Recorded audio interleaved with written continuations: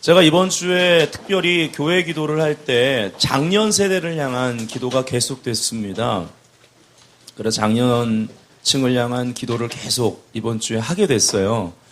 그러면서 주일 설교를 준비하는데 그 성경에 나오는 믿음의 장년들 가운데 특별히 실버 세대에 속하는 사가랴와 애를 낳기 불가능한 세대였죠. 근데 세례 요한을 예수님의 그 길을 예비하는 세례 요한을 출산했던 기적의 아들이죠. 사가랴와 엘리사벳에 대해서 감동이 와서 말씀을 준비하게 됐습니다. 제목을 굳이 말한다면 일어나는 하나님의 군대 New Silver Generation. 그래서 제가 실버 세대에 대해서 찾다 보니까 이미 실버 세대는 옛말이고요. 지금 실버 세대에서 뉴 실버 세대라는 그러한 단어가 이미 세상에서는 쓰고 있는 것을 발견했습니다. 뉴 실버 제너레이션. 교회 하나님 나라 안에도 뉴 실버 제너레이션은 굉장히 중요한 것입니다. 성경에 보면 장년들 세대를 쓰셨을 뿐만 아니라 특별히 실버 세대를 그 시대에 새롭게 쓰셨습니다. 하나님 나라 안에서 뉴라는 것은 오늘이란 시간에 그 새 일을 행하신 하나님을 만나고 있느냐. 하나님은 노시지 않으세요. 하나님은 매 시간 일하십니다. 그래서 하나님의 역사를 강으로 표현합니다. 강은 흐른다. 역사도 흐릅니다. 개개인의 세월도 흘러갑니다. 나이는 듭니다. 누구도 막을 길이 없습니다. 주름살은 생깁니다. 머리는 하얗게 됩니다. 어떻게 늙느냐가 사실은 어차피 늙을 거 우리의 주된 관심사가 돼야 됩니다. 설계하셔야 됩니다. 계획 세우셔야 됩니다. 습관도 고쳐나가셔야만 하는 것입니다. 저와 여러분 모두에게 또 작년뿐만 아니라 여기 오늘 설교를 듣는 청년들의 세대도 어차피 늙을 거기 때문에 중요한 메시지입니다. 이번 주와 다음 주 두 번에 걸쳐서 뉴 실버 제너레이션에 대해서 말씀드리겠습니다. 기사를 제가 한번 찾았습니다. 이 기사를 좀 읽어드리죠. 뉴 실버 제너레이션에 대해서 이해를 좀 드립니다. 역사를 살펴보면 지금까지 인간의 수명은 획기적으로 늘어났다. 로마 시대 귀족들의 평균 수명은 25세였으며 20세기 초 미국 백인 남자들의 평균 수명은 47세였다. 1960년대 한국의 평균 수명은 58세, 88 올림픽 때 평균 수명은 68세였다. 하지만 현재 한국인의 평균 수명은 이미 80세를 넘어섰으며 이제는 80세 기준이던 생애 주기를 100세에 맞추고 있다. 여생이라고 생각되었던 노년기는 앞으로 개인적, 사회적 전 분야에 걸쳐 다시 설계해야 하며 이에 실버 세대를 위한 기반이 잘 다져져야 한다. 일찍 죽지도 못해요. 그래서 그 시간 계획을 세워야 된다. 지금처럼 죽는 날만 기다리기에는 너무 시간이 길어졌다. 노후가 이 말입니다. 6.25 이후 태어나 인구 4분의 1을 차지하며 우리나라 경제성장의 주역이었던 베이비 부머 세대가 2020년이면 실버 세대에 진입한다고 한다. 그렇다면 이들이 곧 뉴 실버 세대로서 엄청난 영향력을 발휘하게 될 것이다. 강력한 경제력을 바탕으로 경제 및 문화 전반에 걸쳐 오피니언 그룹이 될 것으로 예상되는 핫 에이지, 뉴 실버 세대, 보건복지부 자료에 의하면 2010년 국내 실버 산업 규모는 33조 원으로 2020년이 되면 125억 원으로 늘어난다고 한다. 그동안 볼 수 없었던 신세대 노년층 뉴 실버 세대가 사회의 대거 진출을 앞두고 있는 지금 새롭게 변하는 트렌드와 이와 함께 급부상할 뉴 비즈니스에 관심이 집중되고 있다. 자녀들 뒷바라지에 전념하느라 노후 설계에 소홀했던 이전의 노년층과는 달리 뉴 실버 세대는 젊은 시절부터 노후 설계에 적극적이다.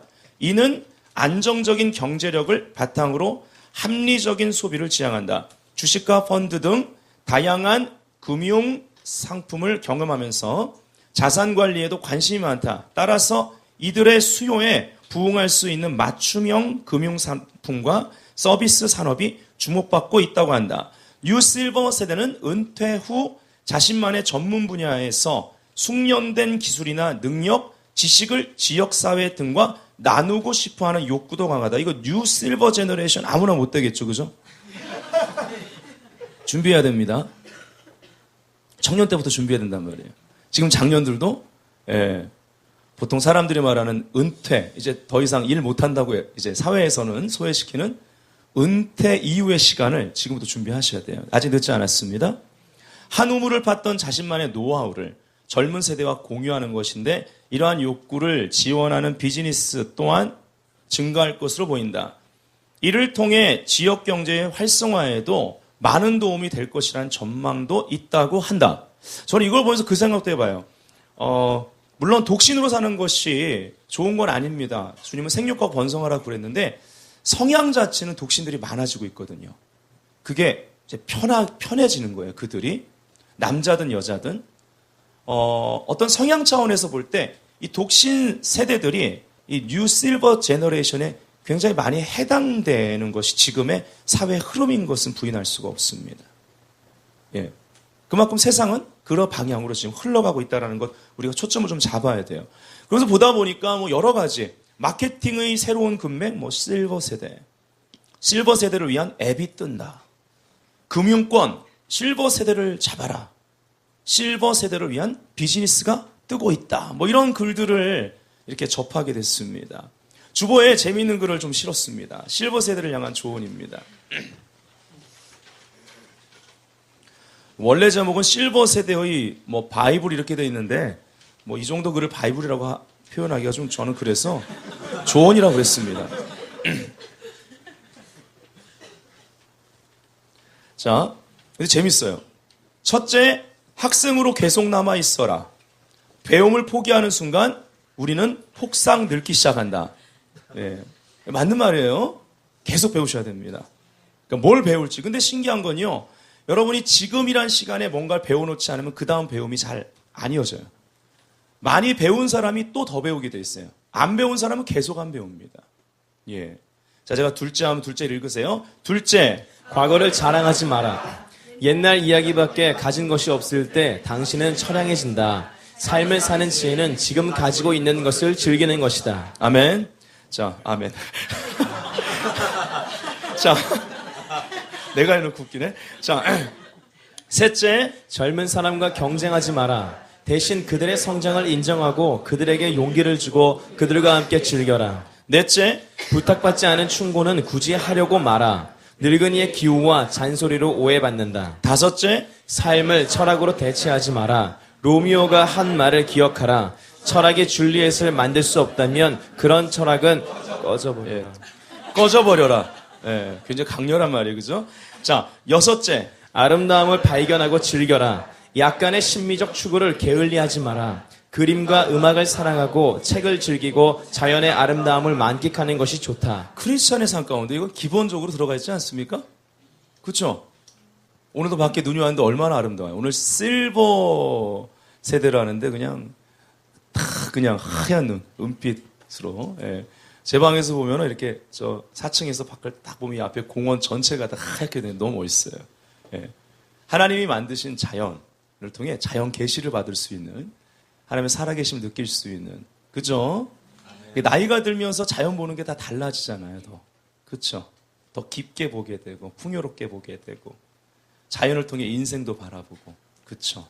자연은 어떤 면에서는 주님이 주신 자연 계시 가운데 인생을 바라보는 또 다른 거울과 같아요.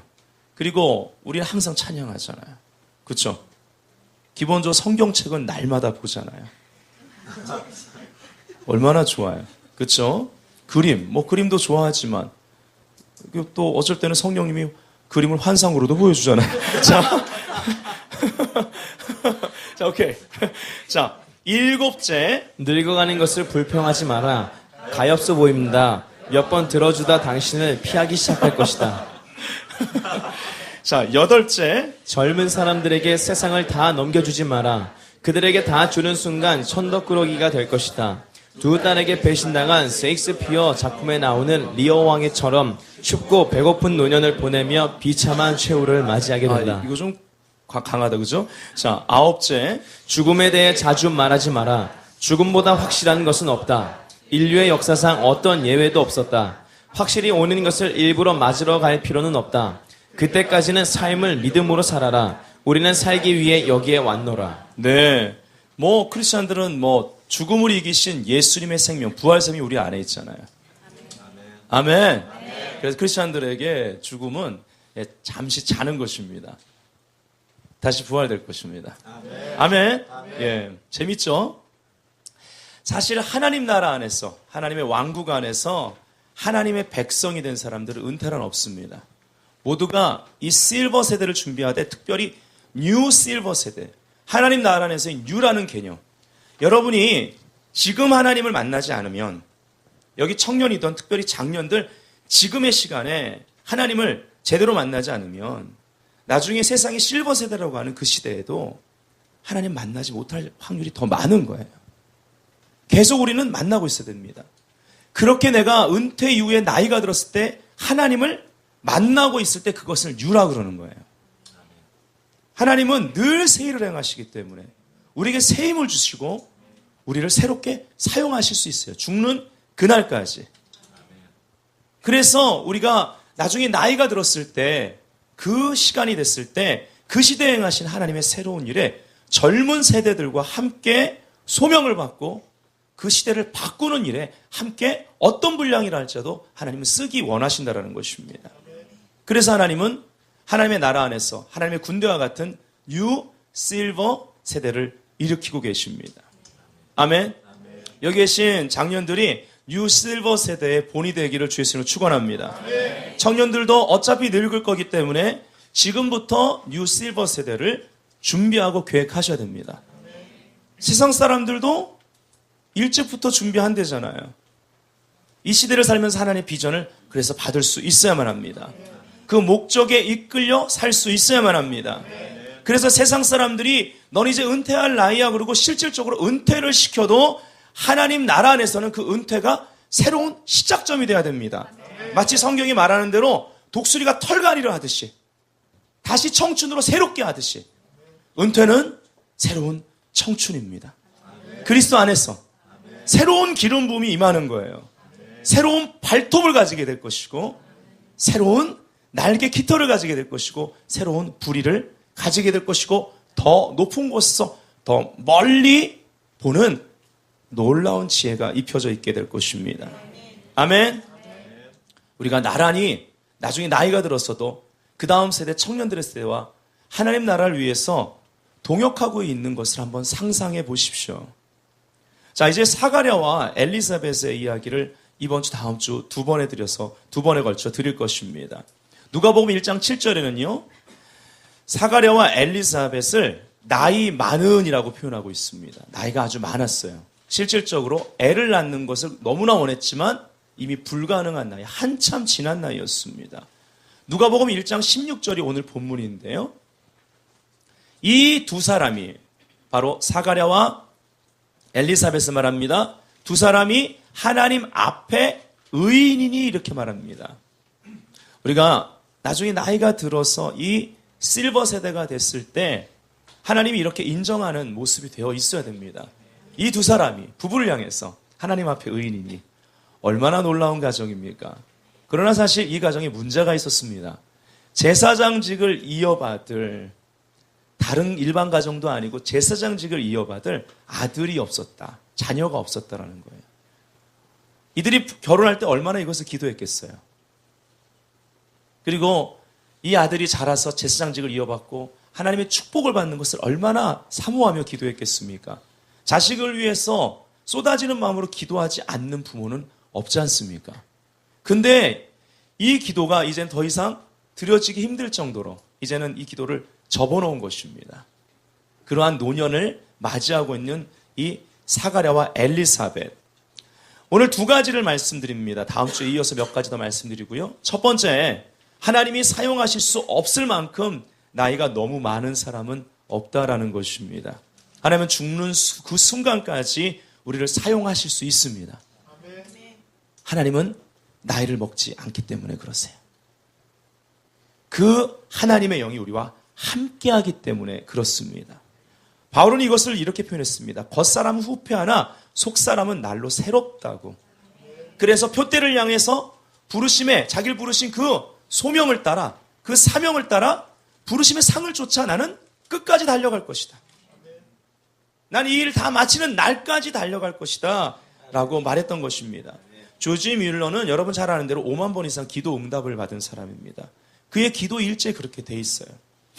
엄청나게 많은 기도 제목이 5만 개 이상 있었습니다. 그리고 응답받은 것이 다 적혀 있었다고 합니다.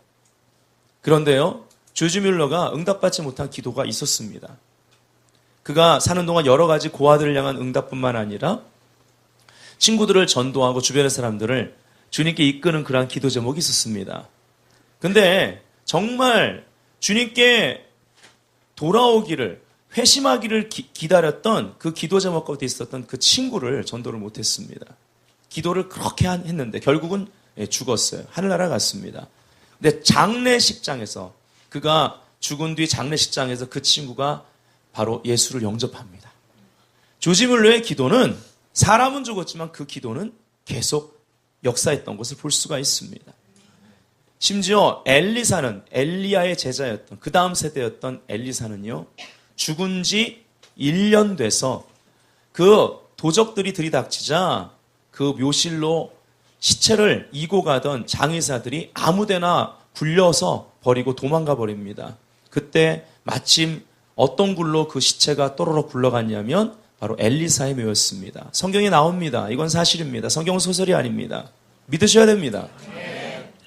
어떤 때는 우리가 너무 자연적으로만 사니까 그냥 도덕적인, 마치 그냥 세상 종교같이 그냥 그렇게 살다 보니까 이렇게 초자연적인 역사에 대해서 그건 성경 이야기, 나는 그냥 다른 이야기. 그러나 그 일을 행하신 분이 우리 안에 계시고 늘 함께 한다라는 이 실제를 우리가 믿음으로 보기 시작할 때 우리에게도 그러한 역사들이 일어날 줄 믿습니다. 죽은 지 1년 된 엘리사의 뼈에 닿자마자 그 뼈에 남아있는 하나님의 능력이, 기름 부으심이 그 죽은 자를 즉시 살려서 무덤에서 걸어 나갔다라는 것입니다. 하물며 우리가 살아있는 동안 죽기 직전까지라도 하나님 우리를 사용하지 못하시겠습니까? 나는 이 나이에 내가 무얼 해? 이런 말은 하셔서는 안 되는 것입니다. 성경의 많은 믿음의 위인들, 실버 세대들이 우리에게 간증하고 있기 때문입니다. 엘리사는 젊은 그러한 청년이었습니다. 그리고 나라를 살리는 데 있어서 왕으로서 뽑힐 뿐만 아니라 모르드게가 네가 왕후가 된 것이 이때를 위함이 아니냐. 모르드게는 우리가 은유적으로 말하면 성령을 상징합니다. 성령님이 매일 아침마다 우리에게 말씀하시는 거예요. 하나님의 때 가운데 우리를 이끄십니다. 우리가 실버 세대가 됐을 때, 또 이곳에 계신 장년분들 잘 들으십시오. 우리의 시간 가운데 이때를 위함이 아니냐라는 시간이 오는데 그때까지 준비되어 있어야 되고요. 그러한 위치에 있어야 되고요. 그러한 전문적인 부분에 있어서 우리가 갈고 닦아놔야 되고요. 우리가 이러한 부분에 있어서 성실하게 살아야 됩니다. 앞으로 생명은 더 길어질 텐데 사는 날이 벌써 포기하시네요. 그 남은 세월을 어떻게 보내시려고요? 그리고는 죽기 전에, 저는 장례식을 많이 치러봤습니다. 그러다 보니까 죽기 직전에, 제가 부교육자를 할 때 죽기 직전에 있는 그러한 분들 가서 기도해드리고 이런 일 많이 했었어요. 저랑 아무 상관없이 제가 알지 못하는 분까지 그냥 그 영안실 들어가서 시체 싸는 동안 찬송하면서 또 기도하면서 그러고 있었어야 됐습니다. 부교육자니까 시키는 대로 하는 거예요. 담임 목사님이 다 가지 않고 이제 저를 시키면, 그 교회 남자 목사가 저밖에 없어가지고 맨날 저를 보냈어요. 가끔 여자 전사님들이 부러웠어요. 생판 모르는 사람 시체 앞에 서야 됐으니까. 대부분 얼굴만 이제 내놓고 이제 유가족들한테 보여준 다음에 얼굴을 이렇게 감잖아요. 그동안 찬양하고 그러고 사람들 막 울고. 거기서 제가 아무리 찬양을 구성지게 해봤자 은혜 받는 사람 하나도 없어요. 그냥 무조건 울어요, 다들 막. 이제 얼굴 가리면 막 사람들이 울기 시작하는 거야. 막. 한 번은 제일 괴로웠던 것이 세상에 대부분 요즘 얼굴만 이제 내놓고 있다가 얼굴만 이제 붕대로 감는데, 아, 세상에 몸의 절반을 비워놓고 절반을 이제 감는데 얼마나 길게 그 영안실에서 찬양을 불렀는지, 아, 진짜 그때 기억하면, 야, 중간에 뛰쳐나가고 싶다. 근데 열심히 성도를 섬겼습니다. 여러분, 우리 삶 가운데 이때를 위함이 아니니까 라는 때가 와요. 그때까지 준비해야 됩니다. 이때다라고 하실 때에 지금까지 날 준비시킨 지혜와 나에게 허락하신 그 라이센스, 그 어떤 재능과 그리고 그 자격을 가지고 그런 권위를 가지고 무언가를 할 수 있어야만 된다는 것입니다. 나보다 더 뛰어난 사람이 있을 수 있어요. 그러나 하나님은 하나님과 연결된 사람을 그 시간에 그 자리에 있게 하셔서 위대한 일의 통로가 되게 하는 것입니다. 뭔가 점화시키기 원할 때 그걸 점화시킬 수 있는 촉매자 역할을 우리에게 시키신다라는 것입니다. 아멘. 이것은 청년들, 장년들 모두에게 해당되는 말씀입니다. 나이는 세월의 몫이지만 태도는 나의 선택이다라는 말이 있습니다. 저는 여호수아 갈렙을 바라볼 때 이들이야말로 뉴 실버 세대의 대표적인 본이 되는 인물들이라고 생각합니다. 그들은 다음 세대를 이끌었습니다. 여호수아 갈렙 외에는 그들 세대는 다 죽었습니다. 광야에서. 예수 믿으면 우리는 이미 예수 그리스도가 우리의 약속의 땅입니다. 그래서 예수를 닮는 것이 우리 삶의 목적이 돼야 돼요. 아멘. 사실 예수님은 실버 세대를 경험하지 못하셨습니다. 우리의 몫입니다. 그분께서 우리를 통해서 실버 세대를 사시도록, 실버 세대의 열매를 맺게 하시도록 우리는 우리가 사는 날 동안 하나님의 뜻을 알아야 되고, 그리고 바로 약속의 유업을 취할 수 있어야만 합니다. 우리에게 그런 거룩한 열정이 있어야 돼요. 그냥 이대로 살 수 없다라는, 지금의 모습으로 계속 살 수 없다라는, 그런 한 가지 확실한 건 오늘 내가 그러한 열정이 없다면 바로 내가 실버 세대라는 그 시간에도 똑같이 살 수 있다라는 것입니다. 어떤 유명한 성경에 나오는 위인들만이 그렇게 사는 것이 아닙니다. 여호수아 갈렙은 다음 세대를 이끌고 약속의 땅에 들어갔습니다. 광야에서 죽지 않았습니다. 여러분, 예수 믿고도 광야 생활하다가 그냥 거기서 마감하지 마세요. 약속의 땅으로 들어가십시오. 여호수아 갈렙처럼 약속의 땅에 들어가 다음 세대와 함께 죽는 날까지 하나님이 한국에 허락하신, 나의 가정 가운데 허락하신 유업을 취하실 수 있어야만 합니다. 우리가 정탐꾼 이야기로 돌아가야 되겠죠. 12명의 정탐꾼을 가나안 땅을 탐지하도록 보냈습니다. 그 중에서 10명은 그들 앞에 우리 메뚜기라고 그랬어요. 그들은 아주 컸습니다. 거인이었습니다. 그리고 강했습니다. 숫자도 많았습니다. 훨씬 더 발전한 여러 가지 문명들이 있었습니다. 싸움의 기술도 있었고 무기도 있었습니다. 그러나 이스라엘 백성은 그러지 못했습니다. 그들은 오직 여호와의 이름을 의지하고 나아가는 것이었습니다. 유일하게 2명의 정탐꾼 여호수아와 갈렙만이 그들은 우리의 밥이라고 그랬습니다.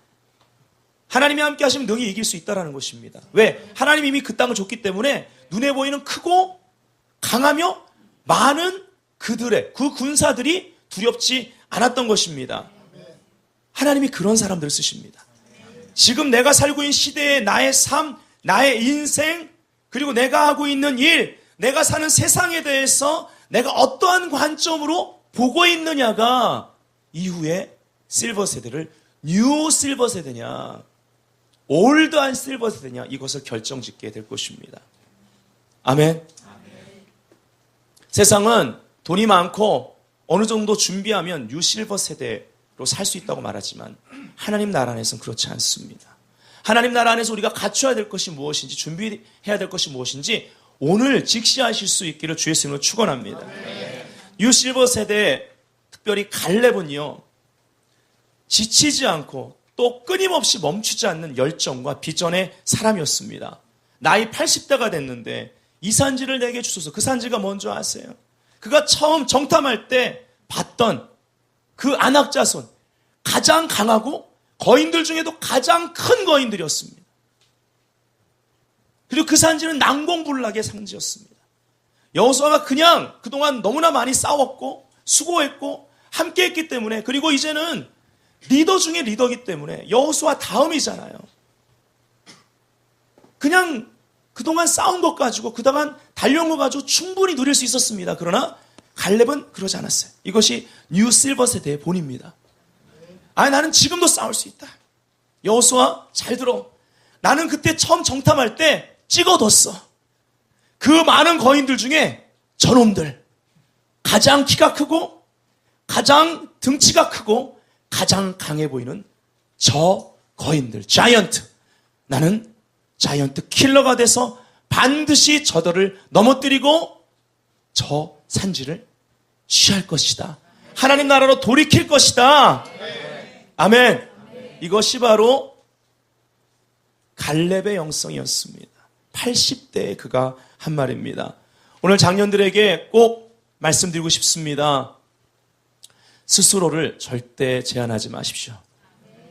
스스로를 제한하는 내 생각 체계를 바꾸십시오. 매일매일 선택할 것을 이제 적으시고 메모하시고 한창 때 내가 꿈을 꾸고 비전을 가지려고 막 노력했던 그 시대로 돌아가십시오. 앞으로 여러분이 살 날이 점점 길어지고 있습니다. 무의미하게 살 수 없다라는 것입니다. 올해도 나를 제한하는 그 무엇을 하나님 앞에 다룬받는 한 해가 될 수 있어야만 합니다. 아브라함의 축복을 받을지어다, 누릴지어다, 특별히 복의 근원이 되는 실버 세대가 될지어다, 데라의 역사가 끊어질지어다, 롯의 역사가 끊어질지어다. 전에 말씀드렸죠. 데라란 뜻은, 즉 아브라함의 아버지가 데라입니다. 데라란 뜻은 히브리 말로 지체하다란 뜻이에요. 우리를 지체하게 만드는 그러한 가정 가운데 흘러오는 무언가 그러한 습관들, 날 제한하는 습관들이 있다면, 영향력이 있다면 끊어내십시오. 아멘. 우리 주변의 사람들 사는 대로 그냥 저 정도 살면 되지. 예수 믿고 저 정도 살면 되지. 뭐 그 이상 내가 할 필요 있는가? 끊어내셔야 됩니다. 아멘. 롯이라는 뜻은 히브리 말로 아브라함의 조카 롯, 가리웠다라는 뜻이 있어요. 우리의 눈을 가리고 있기 때문에 우리가 그냥 이 자리에 그냥 여기에 만족하고 사는 것입니다. 가리운 것을 벗겨낼 수 있어야만 합니다. 본토 친척 아비집을 떠나 하나님 말씀하시는 곳으로, 지시하는 곳으로 가야만 됐습니다. 결국 그것의 종착지는 바로 모리아산이었습니다.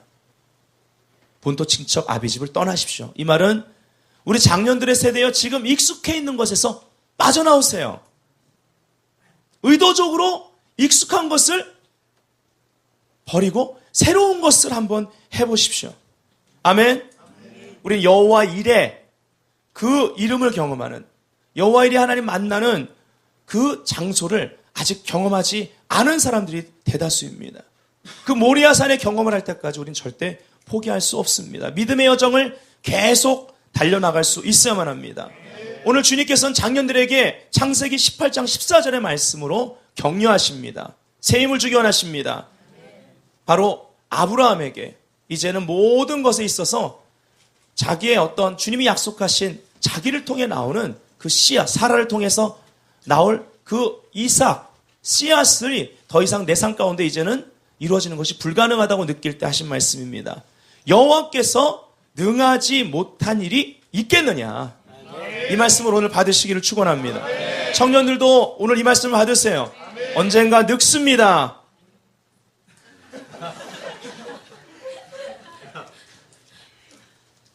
누가복음 1장 26절부터 38절에 보면요, 하나님은 천사 가브리엘을 통해서 젊은 마리아, 청년 마리아를 방문하십니다. 여러분 아시죠? 이 땅의 구세주 예수를 보내시기 위해서. 이 놀라운 계획 앞에 먼저 청년 마리아를 방문하실 뿐만 아니라 그 방문 전에 나이 많은 사가라를 방문하시는 걸 볼 수 있습니다. 그래서 세대 차이를 좁히셨어요. 세대 차이에 다리를 놓으셨단 말입니다. 하나님은 이 본문을 통해 볼 때 나이 든 사람과 젊은 사람 둘 다에게 말씀하시고 메시아를 보내는 이 놀라운 일에 모두를 불러서 사용하셨다는 것을 볼 수가 있습니다. 예수님이 출산된 후에도요, 그 예수님에게 예언적으로 축복하는 두 사람이 있습니다. 바로 성전에서 오랜 시간 기도해왔던 실버 세대입니다. 바로 시몬과 안나. 이들이 예수님을 축복했던 것, 예언했던 것을 성경은 기록합니다. 누가복음에만 시므온과 안나 이야기가 나옵니다. 그리고 사가랴와 엘리사벳 이야기를 누가는 자세히 기록하고 있습니다. 누가는 자기의 두 책에 기다리는 사람들로 시작합니다. 바로 첫 번째 책인 누가복음 2라고 할 수 있는 사도행전. 누가가 썼죠? 두 개 다 기다리는 사람들. 첫 번째는 예수님의 초림, 메시아를 기다리는 사람들. 그 중에 특별히 장년들에 대해서, 실버 세대에 대해서 많이 다루고요. 그리고 여성들에 대해서 다룹니다. 누가복음에 보면, 또 사도행전에 보면 누가는 항상 여성들에 굉장히 포커스를 맞춥니다. 이따가 또 말씀드리겠지만 여성들이, 물론 남성들도 그렇지만 특별히 여성들의 많은 퍼센티지가 기도하는 그러한 영성이 강하기 때문에 그런 것 같습니다. 그래서 누가는요, 사도행전에서는 성령을 기다리는 사람들, 거기에도 여성들과 남성들이 함께 있고 특별히 여성들에 대해서 말하는 걸 봅니다. 누가는 다른 복음서와 달리, 마태복음, 마가복음, 요한복음과 달리 기도와 성령에 대해서 초점을 둡니다. 그래서 늘 기도와 성령에 대해서 복음서를 읽어나가면 강조하는 것을 볼 수가 있습니다. 그래서 그런지 기도에 그러한 포션을 뒀기 때문에 장년 세대, 실버 세대에 대해서 많이 말하고 여성들에 대해서 얘기하는 걸 볼 수 있습니다. 신약 사람들이 이미 은퇴시킨 그 세대, 그 세대를 기도의 사람으로 쓰셔서 하나님이 이 땅 가운데 행하실 일의 통로가 되는 그러한 역사에 대해서 기술하는 것을 볼 수가 있습니다. 이것은 굉장히 중요한 것입니다. 여기서 우리가 생각해야 될 것은 만일에 지금 우리 장년들의 세대가 또 지금 청년들의 세대가 기도의 삶을 훈련하지 않는다면 청년들은 장년이 됐을 때 얼마나 기도할 수 있을 거라고 생각해요. 여성들 잘 들으세요. 지금 하루에 1시간도 기도하지 못한다면 청년들, 나중에 결혼하고 애 낳으면 얼마나 기도할 것이라고 생각하세요? 결혼 생활 쉬운 줄 알아요? 애 낳고 기도 제목 가지고 기도하고 싶은데 기도할 능력이 없으면 어떡할 거냐고요. 지금 키워놓으셔야 돼요. 싱글 때. 아멘. 장년들 들으십시오. 나중에 실버 세대가 돼서 그 긴 시간 보낼 때 하나님이 나의 고독함 가운데 함께 하셔야만 되는데, 그래서 그 고독과 싸워 이겨내고 자녀들 키워놓으면 가끔 와서 손주 안겨주지. 뭐 자기네들 이제 자기네 살 길 찾아갈 텐데 언제까지 자녀가 품 안에 안겨서 나에게 만족을 줘요. 그때가 되면 그냥 나 나름대로 자족하고 살아야 되는데 자녀 키우느라고, 예, 남편 보살피지도 않아가지고 그냥 내 아들 내 딸 그러다가, 예, 나중에 실버 세대 되면 준비가 안 됐어. 서먹해 내 남편이. 그래서 어떤 분들은 각방도 써요. 그렇게 되면 안 되죠. 마지막까지 함께 갈 사람들, 머리가 같이 하얘서 함께 갈 사람들. 영화 같은 데 보면 그러한 초원을 둘이 손잡고 이러고 걸어가는 세대, 예, 흔들 의자에 같이 앉아있는, 아니 그 모습을 상상하시죠. 언제까지 내 품에 내 자녀가 있어요. 자녀는 자녀의 또 삶이 있어요. 어떤 부분 이제 놔줘야지. 그러니까 맨날 고부간에 갈등 있지. 내 아들 뺏어간 것 같고. 요즘은 또 그렇지 않지만 많이들, 아유, 뭐하다 얘기했지. 예, 맞아요. 우리가 죽는 그날까지 하나님께 쓰임받기 위해서는 기도 훈련이 돼 있어야 됩니다. 특별히 노년에 하나님 앞에 가장 귀한 쓰임은 기도 생활입니다. 자녀들뿐만 아니라 다음 세대, 또 나라 민족을 위해서 기도할 수 있는 이 놀라운 특권. 여러분, 전 세계 열방을 다 가보세요. 하나님이 쓰시는, 나라를 움직이는데 쓰시는 사람들은 노년의 세대입니다. 그들의 기도 때문에 나라가 지탱되는 것임을 우리가 알아야만 합니다. 이따가 말씀드리겠지만, 즉 분향단 앞에 우리가 과연 노년이 돼서 하나님의 응답을 받는, 세례 요한이라 응답을 받는 그 분향단 앞에 설 수 있겠느냐. 분향단은 바로 예배와 기도의 삶을 의미하죠. 이따가 더 말씀드리겠습니다. 옆 사람에게 말합시다. 노후를 바르게 준비하십시오. 이 설교를 청년들이 더 재밌어 하는 것 같아. 왜 그러는 거지, 이거? 우리 장년들 제발 부탁이에요. 그냥 좋은 설교 다니고 끝나시면 안 됩니다. 예. 예수 믿는 실버 세대가 일반 세상의 실버 세대보다 앞서 나가야 됩니다. 탁월함의 영이 하나님의 놀라운 지혜가 그들에게 있어야만 하는 것입니다. 사도행전 1장에도요, 장년을 대표하는 예수님의 어머니였던 마리아를 비롯한 많은 여성들과 그리고 청년 제자들이 함께 120명이 어우러져서 마음을 같이하여 기도에 힘썼던 것을 볼 수 있습니다. 그때 성령님이 오셨습니다. 이것이 요엘서에서 말하는 요엘의 군대입니다. 그래서 오늘 일어나는 하나님의 군대 뉴 실버 제너레이션이라고 이름을 붙인 거예요. 성령님은 남녀노소에게 임하십니다. 그래서 하나님의 나라는 정말 하나님 나라 안에서 교회 성도들은 다 하나님의 가족인 것입니다. 청년들만 있는 교회는 온전하게 쓰임받을 수 없습니다. 물론 저희 교회가 청년 부흥에 콜링이 있다 보니까 청년들이 많이 모이는 건 사실입니다. 더 많이 모일 것입니다. 그러나 장년 부흥이 반드시 함께 해야만 한다는 것입니다. 교회는 실버 세대의 기도가 필요합니다. 특히 권사님들의 기도는 모든 교회 가운데 중요합니다. 기도 자리에 오셔서 조셔도 좋습니다. 기도의 자리에 있기만 하셔도 철학 때 오셔서 졸고 계시도 졸다가 또 아버지 하다가 또 조셔도 사랑스럽습니다.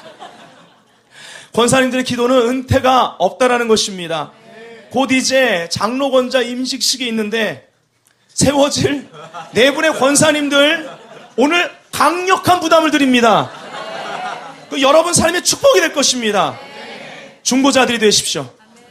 교회를 위해서 또 우리 교회가 나라 민족을 위해 기도하는 교회이기 때문에 북한을 위해서 기도하는 교회이기 때문에 기도하십시오. 얼마나 놀라운 유업이 여러분 자녀들과 다음 세대 가운데 이 땅 가운데 통일한국 가운데 예루살렘까지 뻗어나가는 축복과 권능으로 임하겠습니다. 유대인들이 시기나게 할 정도로 하나님이 이 민족을 부강하게 할 거라고요. 장로님들 이제 장로로 임직되실 분들 잘 들으십시오. 아비가 되어주세요. 아비가 된다라는 것은 하나님이 행하실 앞으로의 새로운 일이 다음 세대 가운데 흘러나갈 수 있도록 브릿지가 되고 저들을 품어주고 지원하고 중보해주고 힘을 실어주는 역사입니다. 내 자녀뿐만 아니라 더 많은 자녀들, 교회 청년들이 바로 나의 자녀들이 될 수 있는 넓은 품으로 확장되셔야만 하는 것입니다.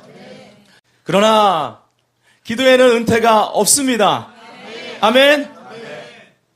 하나님 나라 일꾼들은 퇴직이라는 게 없다라는 것을 명심하십시오. 아멘. 아브라함과 사라처럼 이 제사장 부부 사가랴와 엘리사벳은 아이를 가지는 것이 불가능한 상태였습니다. 아브라함은 99세였고요. 사라는 89세였습니다. 그때 이삭을 잉태했습니다. 기적입니다. 기적의 아이고 기적적인 출산이라는 것입니다. 이들 믿음의 승리입니다.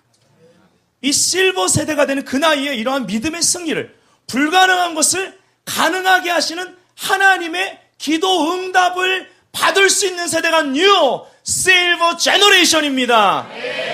하나님의 어마어마한 일에 어떠한 분량이라도 통로가 되는 세대입니다. 창세기 18장 11절 13절 14절 읽어드리면 아브라함과 사라는 나이가 많아 늙었고 사라에게는 여성의 생리가 끊어졌다. 전혀 기대할 수 없는 상황. 여호와께서 아브라함에게 이르시되 사라가 왜 웃으며 이제 엿들으면서 웃었거든요. 내가 뭔 애를 낳아. 생리가 끊어졌는데. 한참 됐는데. 안 믿어지는 거죠. 이르시되 사라가 왜 웃으며 이르기를 내가 늙었거늘 어떻게 아들을 낳으리. 여러분 장년분들 절대 이런 말을 나중에 실버 세대가 됐을 때 하지 마세요. 내가 이렇게 늙었는데 에이 그거는 나 못하지. 이렇게 하지 마십시오. 하나님은 하실 수 있습니다. 아들을 낳으려 하느냐 여호와께서 능치 못한 일이 있느냐라고 말하는 것입니다. 아브라함에게. 기한이 이를 때에 내가 네게로 돌아오리니 사라에게 아들이 있으리라. 그러고 실질적으로 1년 뒤에 아들이 있었습니다. 가브리엘은 젊은 마리아에게 이러한 류의 말씀을 했습니다. 능치 못함이 없는 하나님에 대해서. 누가복음 1장 37절 대저 하나님의 모든 말씀은 능하지 못하심이 없느니라. 어떻게 처녀가 잉태합니까? 라고 했을 때에 왜 나입니까? 라는 거죠. 나같이 연약하고 부족한 여종에게. 근데 능치 못함이 없다고. 하나님의 말씀 능치 못함이 없다고 말하는 것입니다. 이걸 오늘 여러분 들으셔야만 합니다. 청년들 들으십시오. 나이 상관없습니다. 나이가 어린 자들의 그러한 믿음을 통해 불가능을 가능하게 하시는 하나님. 이 하나님은 나이가 많아 은퇴한 은퇴 세대를 통해서도 불가능한 일을 가능하게 행하시기를 기뻐하시는 하나님이라는 것입니다. 우리는 하나님을 믿어드려야만 합니다. 마리아가 가브리엘의 방문을 받고 엘리사벳을 만났습니다. 세례요한의 어머니죠. 그러나 이미 엘리사벳은요, 이 기적을 경험했습니다. 세례요한을 6개월 전에 먼저 잉태한 상태였습니다. 그때 엘리사벳이 예언적 노래를, 태 속에서 세례요한이 이제 막 잉태한 그 마리아를 만나자마자 이 아기가 그 예수님한테 반응하는 거예요. 그때 예언적으로 노래가 터져나왔습니다. 그 노래 가사 가운데 가브리엘을 통해 하나님의 능치 못함이 없다라고, 말씀이 능치 못함이 없다라고 그 메시지를 들었던 그 마리아에게 같은 내용의 메시지로 엘리사벳이 확증해 줍니다. 그래서 더 믿음이 마리아가 견고해지는 걸 볼 수 있죠. 누가복음 1장 45절에 보면 주께서 하신 말씀이 반드시 이루어지리라고 믿는 그 여자에게 복이 있도다라고 노래합니다. 선포합니다. 이것이 하나님이 모든 세대를 통해 하나님의 일을 이루시는 좋은 모델인 것입니다. 이때는 초림인데 재림주로 다시 오실 그분의 길을 예비하는 데 있어서도 지금의 우리 청년들 10대들의 세대는 바로 세례 요한의 세대로 부름받고 있습니다. 그러면 우리 장년들의 세대는요, 사가라와 엘리사벳과 같은 그러한 영성을 소유해야 될 줄 믿습니다. 하나님은요, 사가랴와 엘리사벳에게 기적을 베풀었습니다. 일반적인 사람도 아닙니다. 바로 세례 요한이었습니다. 마태복음 11장 11절에는 여자가 낳은 자 중에 세례 요한보다 큰 이가 일어남이 없도다라고 그랬습니다. 한국의 뉴 실버 세대를 주님이 이렇게 세우실 것입니다. 하나님의 군대로. 그래서 상상할 수 없는 일을 행할 그 세대를 키워내는, 출산해내는 그러한 자들로 이렇게 세우실 것입니다. 우리 장년들의 그러한 자녀들, 또 그 다음 세대인 청년들의 세대가 주의 길을 예비하는 세례 요한과 같이 일어난다고 생각해 보십시오. 얼마나 놀랍습니까? 그것을 준비시켜주고 격려하고 그들에게 사역해주는 장년의 세대야말로 하나님 나라 안에서 가장 큰 유업을 받게 될 것이 분명하다라는 것입니다. 우리는 반대로 늘 우리 자녀들을 위한 기도에만 머물러 있어요. 물론 해야 됩니다. 내 자녀 하나 제자 삼는 거 하나님 나라의 가장 큰 일입니다. 근데요, 내 자녀를 제자 삼는 자는 더 나아가서 이 민족의 미래인 다음 세대를 기도하는 자들이라는 것이죠. 그 분량까지 하나님 확장시키십니다. 맨날 내 자녀 잘 되게 해주세요. 그것만 평생 기도하다가 그 이상의 기도도 드려보지 못한 채 내 생을 마감할 수가 있다는 것입니다. 정말 모든 부모들을 이 정도 분량으로 하나님이 쓰시기 위해서 불렀다고 생각하십니까? 그리고 교회에서는 그냥 주방봉사나 기타 여러 가지 봉사만을 위해서 우리가 부름받았겠습니까? 예수님은 장년들의 세대를 통해 다음 세대를 향한 아비의 세대, 어미의 세대가 되도록 부르셨고 그렇게 쓰기 원하십니다. 그래서 많은 양무리들을 성숙함으로 돌보고 양육시키고, 특별히 잘 들으세요, 제자 삼기를 원하십니다. 그러니까 장년들 먼저 제자가 되셔야 돼요. 그리스도의 제자가 되셔야 됩니다. 성경을 보면서 그냥 은혜 받기 위해서 보는 것이 아니라 내가 어찌하면 그리스도의 제자가 될 것인가, 그래야 다른 이들을 제자 삼을 수 있기 때문입니다. 내 자녀부터 시작해서 제자 삼아 보십시오. 아멘. 나중에 천국에 갔는데 주님께서 너 살면서 누구 제자 삼았니? 몇 명 제자 삼았니? 이렇게 물어보면 뭐라고 대답할 것입니까? 제 자녀 잘 키워서 대학 보냈습니다. 결혼 잘 시켰습니다. 그때 주님이 응답하셨잖아요. 장로 만들었습니다. 신학교 보냈거든요. 이럴 거예요? 주님이 우리에게 물어보십니다. 영혼을 어떻게 구령했고 제자를 어떻게 삼았는지 분명히 물어보실 거예요. 그때가 돼서 후회도 소용없지만 그때 가서 후회하지 말고 인생에 대해서 오늘 이 시간 심각하게 생각해 보시길 바랍니다. 나이는 듭니다. 흰머리가 생기는 것을 막을 수 없습니다. 염색으로 가릴 수는 있겠죠. 세상은 젊음을 유지하려고 발버둥 칩니다. 온 얼굴을 그렇게 여러 번 뜯어대요. 하여튼 뜯었다 붙였다 성형을 하면서 어떻게든 젊음을 유지해 보려고 난립니다.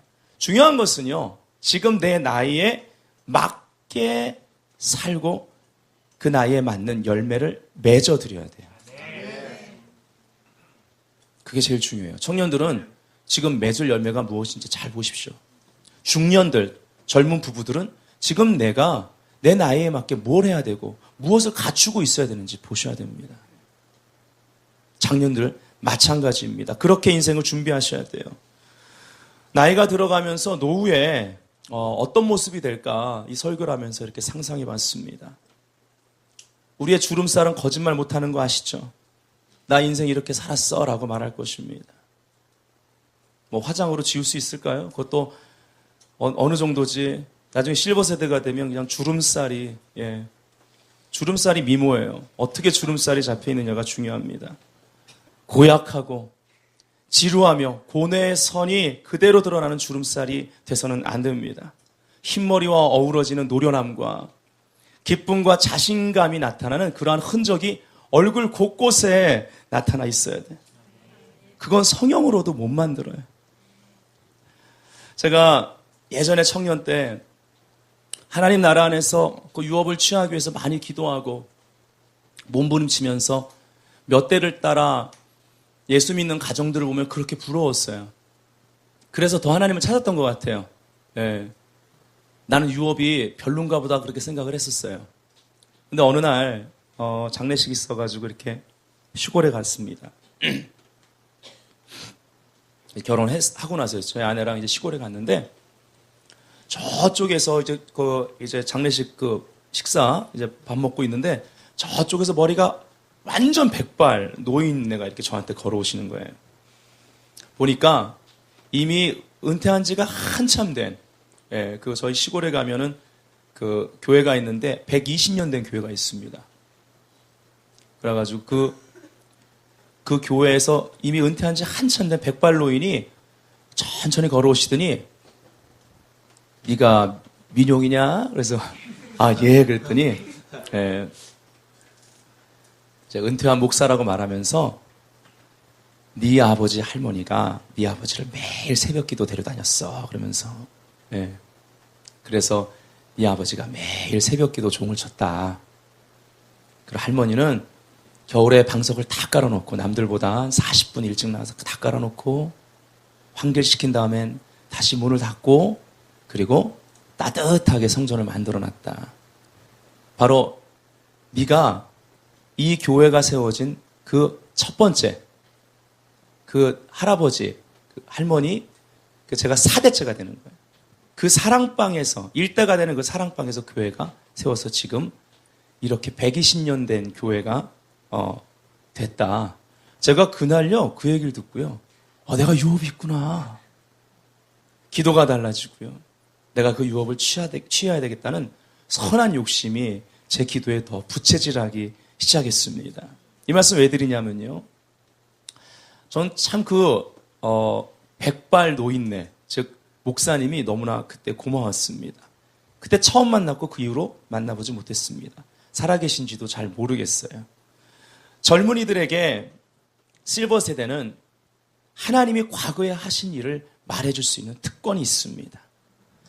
이 나라의 유업, 이 민족의 유업, 그리고 한국 사람으로서 또 믿는 그리스도인으로서 어떻게 살아야 될지에 대해서 지혜를 건네줄 수 있는 그러한 특권이 또 책임이 있다는 것입니다. 시편 71편 18절을 표준어 세번역으로 읽어드리면 내가 이제 늙어서 머리카락에 희끗희끗 인생의 서리가 내렸어도 하나님 나를 버리지 마시옵소서. 이게 기도예요. 시편 71편은 노년의 시로 알려져 있습니다. 주님께서 팔을 펴서 나타내 보이신 그 능력을 오고 오는 제너레이션 세대에 전하려 합니다.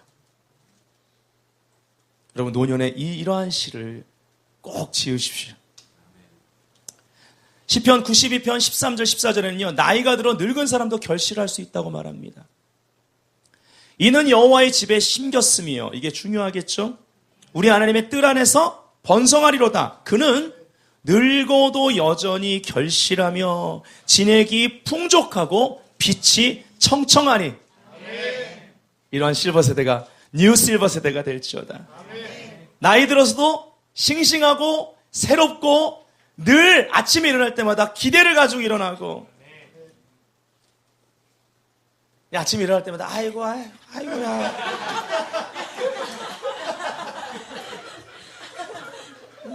할 일 없으니까 TV나 이렇게 딱. 이게 뭔지 아세요? 귀가 안 들리니까 볼륨 올리는 거예요. 그렇게 살아서는 안 된다라는 것입니다. 이사야 46장 4절에 보면요. 하나님 나라 안에서 실버 세대가 너무나 중요하고 소중하기 때문에 하나님이 그들을 얼마나 존중하시는지가 나와요. 너희가 노년에 이르기까지 내가 그리하겠고, 하나님 일하시겠다라는 것입니다. 백발이 되기까지 내가 너희를 품을 것이라. 내가 지었은 즉 내가 업을 것이요 내가 품고 구하여 내리라. 이것이 실버 세대와 함께 하길 원하시는 하나님의 갈망이고 열정입니다. 나이가 들면 들수록 하나님의 특별한 보호하심과 그 임재가 임마누엘 함께 하실 거라는 약속입니다. 이들은 정말 많은 간증을 가진 세대들로 일어나게 될 것입니다. 그리고 그 간증은요, 청년들 세대에게 하나님 나라를 이해하는데 큰 도전과 지혜를 가져다 줄 것입니다. 정말 우리는 할 일이 많아요. 나이가 들수록 할 일이 많아지는 겁니다. 아멘. 예수 믿는 자에게 은퇴는 없습니다. 은퇴는 새로운 시작임을 주 예수님은 선포합니다. 두 번째, 기도를 통해 하나님을 경험치 못할 만큼 나이가 너무 많은 경우는 없다라는 것입니다. 사가라와 엘리사벳은 부부가 되고 자녀 얻기를 굉장히 원했을 거예요. 아까도 말씀드렸지만 특별히 제사장의 반열을 이을 그러한 자녀가 너무너무 필요했습니다. 근데 결국은 그 꿈은 좌절된 거였죠. 자녀를 갖지 못했습니다. 우리가 알아야 될 것은 하나님의 계획과 우리의 계획이 다르다는 것을 이 본문을 통해 볼 수 있어야 됩니다. 그래서 사가랴가 분향단에 섰을 때, 여러분 분향단에 서는 이 일은요, 제사장으로서 평생 가운데 한 번 있을 수도 있고 전혀 없는 제사장도 있습니다. 그만큼 자기 차례가 돌아오는 것이 쉽지 않은 건데요. 하나님이 이제 오래전에 자녀를 향해 기도했던 거 다 접어두고 포기된 상태에서 분향단 앞에 서는 그날 응답을 주셨다는 것입니다. 가브리엘을 통해 자녀가 있을 것이고 또 그의 이름까지 말해줬고 그의 소명까지 사명까지 얘기해줬던 걸 볼 수 있습니다. 사실 믿어지지가 않아서 안 믿어가지고 벙어리가 됐죠. 예, 그건 다음 주에 조금 그 부분을 다루겠습니다. 결론입니다. 하나님이 사용하실 수 없을 만큼 나이가 너무 많은 사람은 없다. 그리고 두 번째, 기도를 통해 하나님을 경험치 못할 만큼 나이가 너무 많은 경우도 없다라고 말씀드렸습니다.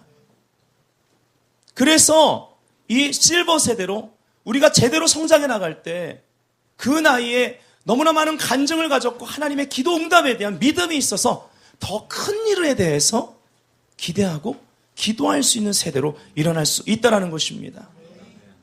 아직도 기도하고 경험할 일들이 더 많이 남았기 때문에 갈렙과 같이 아직도 저 큰 거인들을 내가 쓰러뜨리고 이 땅을 취할 수 있다라고 용맹스럽게 일어나는 하나님의 군대가 바로 뉴 실버 제너레이션입니다.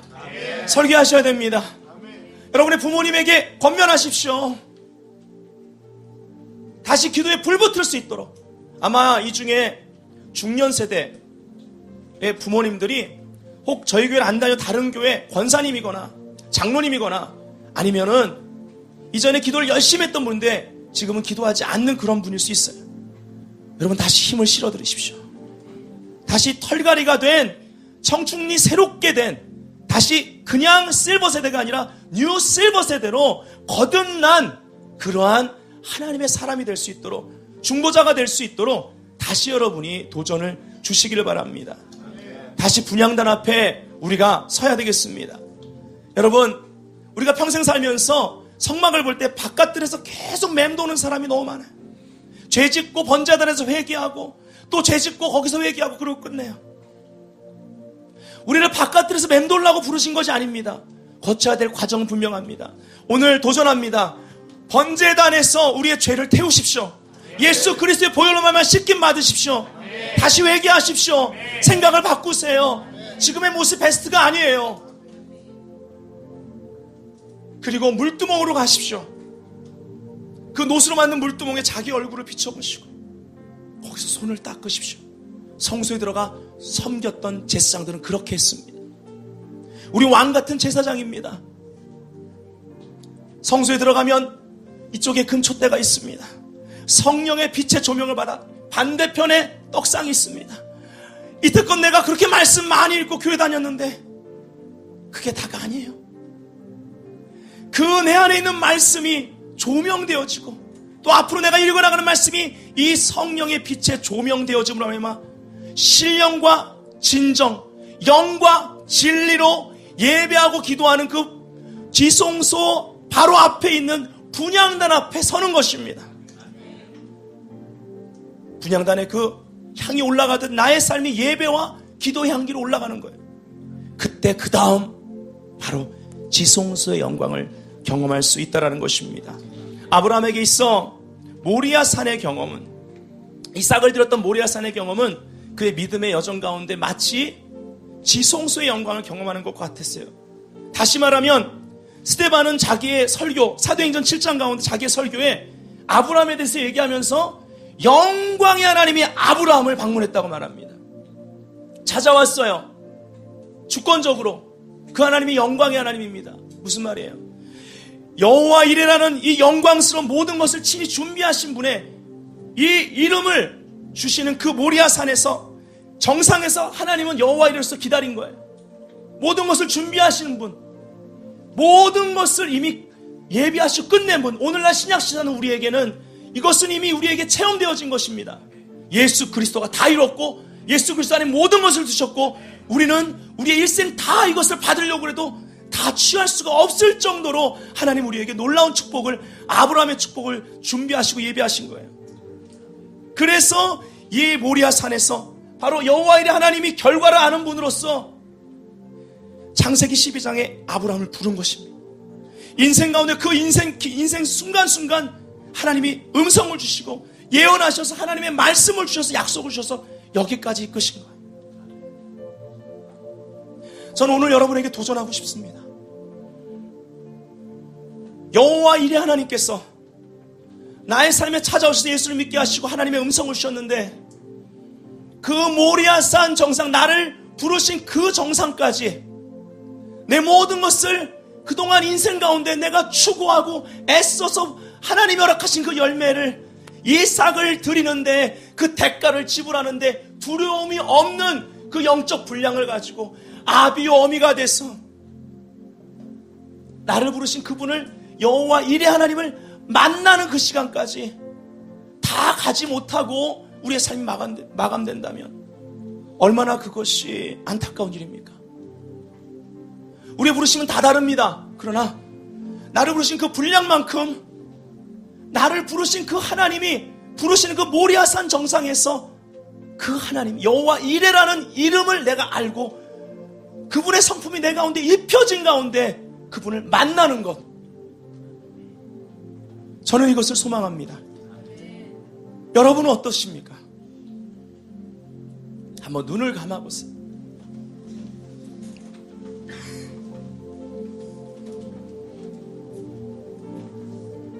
여러분이 실버 세대가 됐을 때 어떠한 모습으로 있을지 하나님의 눈으로 바라보십시오.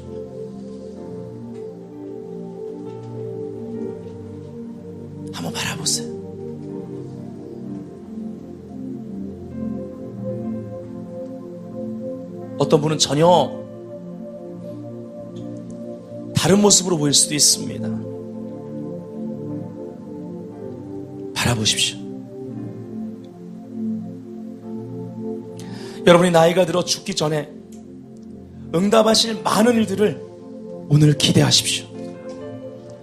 평생 기도해놓고 포기하는 일이 없도록 하십시오. 그냥 자녀가 잘 되면 다가 아닙니다. 그러니까 자녀들이 다 커서 잘 되면 그냥 허탈감 가운데 가끔 그 자녀들 보는 낙으로 사는 거예요. 그러다가 자녀들 삶이 어려우면 그것 때문에 속 태우며 기도하다가 고통 가운데 인생이 다 이렇지 그러고 삶을 마감할 때가 있는 것입니다. 그러나 오늘 도전합니다. 죽는 그날까지 꿀 수 있는 꿈을 지금 꾸십시오. 죽는 그날까지 하나님이 더 크게 응답하실 그 기도 제목이 죽는 그날까지 삶이 마감되는 그날까지 내 안에 있어야 되고 내 입술로 드려질 수 있어야만 되겠습니다. 여호와 일의 이름을 체험적으로 아는 세대여 일어날지어다. 그래서 하나님의 은총과 축복을 온전히 받는 이삭의 세대를 일으키는 New Silver Generation, 그 세대가 일어날지어다. 이 시간에 기도하겠습니다.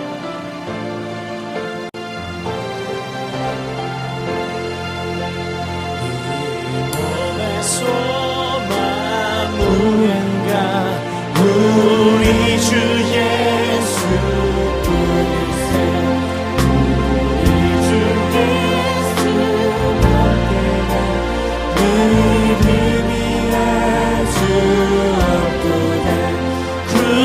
구원의 반석이시니 그 위에 내가 서리라. 그 위에